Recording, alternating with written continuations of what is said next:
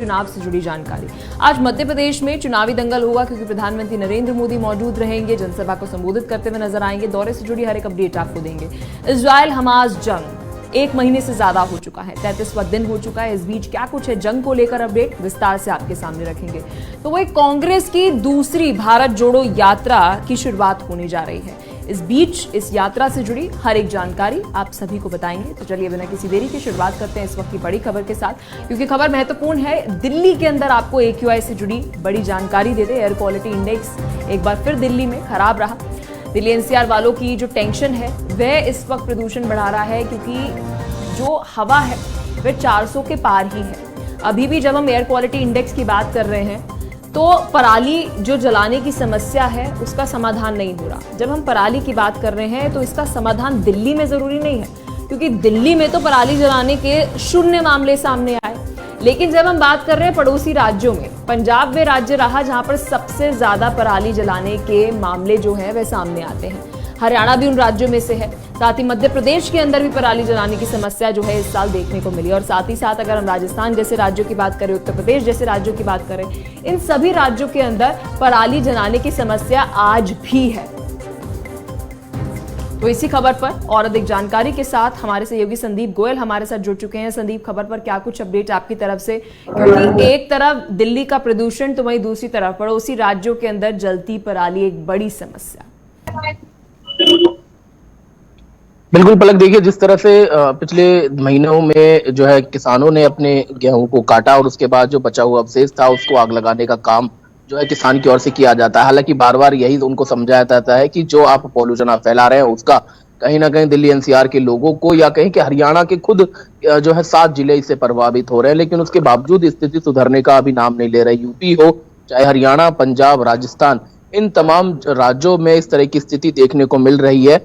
लेकिन उससे उलट यदि शहर की हम स्थिति को देखें तो जिस तरह से प्रशासन को जिन नियमों का पालन कराना चाहिए था वो नियम पालन होते हुए नजर अभी नहीं आ रहे हैं। लेकिन सवाल सुप्रीम कोर्ट का अगर जिक्र करते हैं तो सुप्रीम कोर्ट ने साफ यह कह दिया है कि अभी आपको राजनीति छोड़कर आपको इन पहलुओं पर काम करने की जरूरत है। राज्य सरकारें आखिर क्यों नहीं समझ पा रही है कि यह एक जो है सभी की जिम्मेदारी है और इसमें अपनी अपनी जिम्मेदारी को सुनिश्चित करना आप तय करें कि आखिर आपकी कौन सी जिम्मेदारी है और उनको पूर्ति करने का काम करें।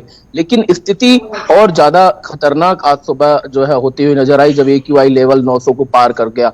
लेकिन कैसे हालात सुधरेंगे जब सुप्रीम कोर्ट खुद हस्तक्षेप कर रहा है, उसके बावजूद सरकारें समझने को तैयार नहीं है, तो स्थिति कैसे सुधरेगी ये बड़ा सवाल खड़ा है। लेकिन इस बीच अगर संदीप हम गौर फरमाए कि ना केवल दिल्ली में, अगर हम बात करें मुंबई की, मुंबई में भी काफी ज्यादा प्रदूषण इस साल जो है वो देखने को मिल रहा है और BMC की तरफ से और वहां के प्रशासन द्वारा कोई सख्त नियम जो है उनका पालन होते हुए नजर नहीं आ रहा। दिल्ली प्रयास तो कर रही है लेकिन मुंबई में ऐसा भी देखने को नहीं मिल रहा। देखिए दिल्ली में हर साल ज्यादा पॉल्यूशन नहीं था, लेकिन इस बार ज्यादा समस्याएं वहां पर बढ़ गई हैं, या कह सकते हैं कि इस बार वहां पर पॉल्यूशन का स्तर जो है बढ़ा है। लेकिन अभी जो वहां पर सरकार है या जिला प्रशासन है वो ये समझने में को जो है तैयार नहीं है कि आखिर इसको कैसे निपटा जाएगा। हालांकि उनको परीक्षण की जरूरत है कि दिल्ली सरकार हो या दूसरी सरकारें हो वो किस तरह से इस पर काम करती हैं या किस तरह के फैसले वो सुनिश्चित कर आदेश जारी करती है। तो इस तरह की चीजों को यदि वहां पर किया जाए तो राहत जरूर मिल सकती है। लेकिन समस्या ये भी है कि खुद दिल्ली सरकार या हरियाणा सरकार हो वो खुद इन चीजों को पालन कराने की बात तो करती है, लेकिन धरातल पर कितना पालन होता है ये बड़ा सवाल है।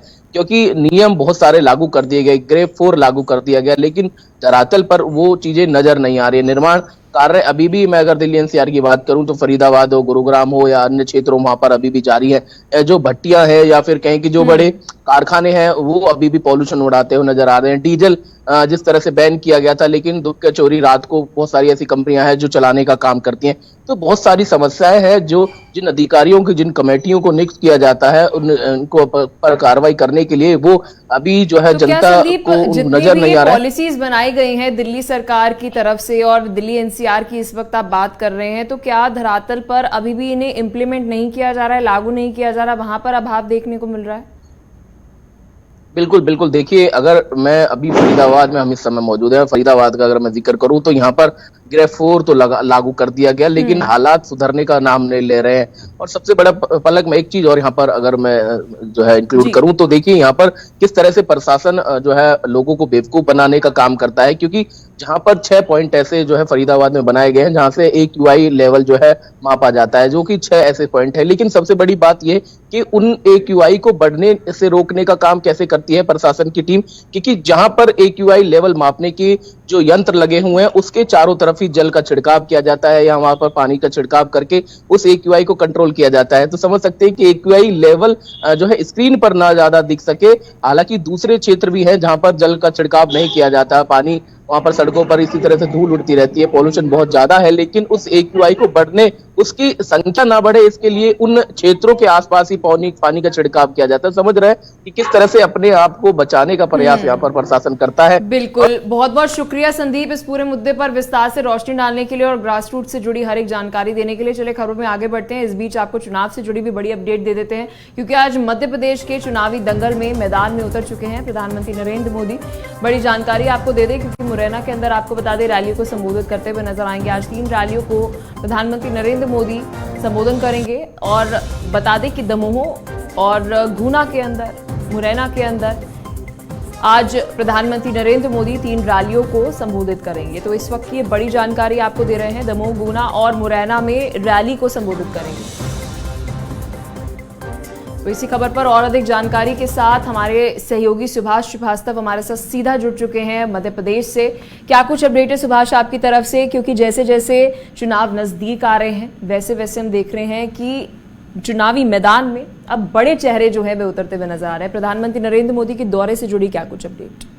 जी बिल्कुल पलक, प्रधानमंत्री नरेंद्र मोदी 13 बार अभी तक जो है तो मध्य प्रदेश में आ चुके हैं और कई चुनावी सभाओं को संबोधित कर चुके हैं। कल सीधी में भी प्रधानमंत्री नरेंद्र मोदी थे और आज उनके लगातार 3 जगह पर जो है तो रैलियां हैं जिनको वो संबोधित करेंगे। अब से कुछ ही देर बाद वो दमोह पहुंचेंगे, जहां पर वो दमोह जिले के सभी प्रत्याशियों के लिए, भारतीय जनता पार्टी के जितने प्रत्याशी हैं उनके लिए वोट की अपील करेंगे और चुनावी रैली को संबोधित करेंगे। उसके बाद में गुना जिला, जो कि दिग्विजय सिंह का काफी प्रभाव माना जाता है इस इलाके में, और वहां से उनके बेटे जयवर्धन सिंह भी विधायक हैं राघवगढ़ से, तो यहाँ पर वो जो है तो चुनावी रैली को संबोधित करेंगे। उसके बाद में मुरैना, जहां से कि केंद्रीय कृषि मंत्री नरेंद्र सिंह तोमर सांसद भी हैं, साथ ही साथ वो विधायक का चुनाव भी इस बार मुरैना जिले की दिमनी सीट से लड़ रहे हैं। तो कहीं ना कहीं जो है प्रधानमंत्री नरेंद्र मोदी की जो ये तीनों रैलियां हैं, जो आम सभाएं हैं, वो मध्य प्रदेश के लिए काफी अहम है, भारतीय जनता पार्टी के लिए काफी अहम है, और विशेष तौर से मध्य प्रदेश का जो सेमीफाइनल है 2023 उसके लिए भी अहम है, और लोकसभा के 2024 के फाइनल के लिए भी अहम है। तो प्रधानमंत्री नरेंद्र मोदी कोई कोर कसर नहीं छोड़ना चाहते हैं 2024 के लिए भी। जी पलक, बहुत बहुत शुक्रिया सुभाष हर एक जानकारी के लिए। दौरे से जुड़ी हर एक अपडेट आपसे लेते रहेंगे, आप खबर पर बने रहिएगा। चलिए खबरों में आगे बढ़ते हैं। इस बीच इजरायल हमास जंग से जुड़ी भी आपको बड़ी अपडेट दे देते हैं, क्योंकि 1 महीने से ज्यादा हो चुके हैं और अभी भी जंग जो है वह थमने का नाम नहीं ले रही है। तो इस वक्त की बड़ी अपडेट आपको बता दें, क्योंकि 33वां दिन हो चुका है लगातार, आपको बता दें गाजा पट्टी के ऊपर जहां पहले एयर स्ट्राइक की जा रही थी, अब जमीनी स्तर पर भी अगर बात करें ग्राउंड ऑपरेशन भी चलाया जा रहा है। तो गाजा पट्टी आतंक का सबसे बड़ा अड्डा है, इजराइल की तरफ से बात कही जा रही है। बंदूकों की रिहाई से पहले नहीं देंगे फ्यूल, ये बात कहते हुए नजर आई इजरायली सेना। इजराइल और हमास की जंग से जुड़ी बड़ी अपडेट है और महत्वपूर्ण अपडेट है, क्योंकि लगातार आपको बता दें एक तरफ इजराइल द्वारा ग्राउंड ऑपरेशन चलाया जा रहा है, तो वही दूसरी तरफ आपको बता दें कि रिहाई से पहले जंग में नहीं होगा सीज फायर, ये IDF की तरफ से कहा गया है, इजरायली डिफेंस फोर्स की हम बात कर रहे हैं। तो इजराइल और हमास की जंग के 33वें दिन की अपडेट आप सभी की टीवी स्क्रीन पर है। PM नेतन्याहू ने कहा है हम गाजा शहर में घुसते जा रहे हैं और हम हमास के उन ठिकानों पर भी पहुंच चुके हैं। तो फिलहाल के लिए इस बुलेटिन में इतना।